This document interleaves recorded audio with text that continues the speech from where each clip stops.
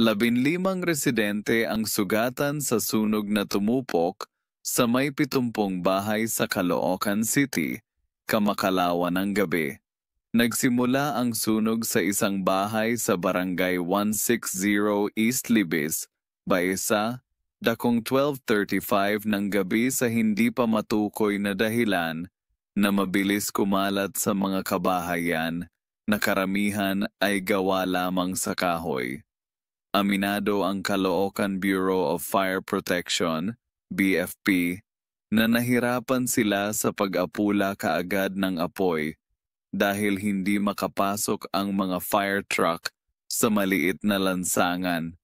Umabot sa ikalawang alarma bago na kontrol ng mga bumbero dakong 12, 41 ng madaling araw ng linggo.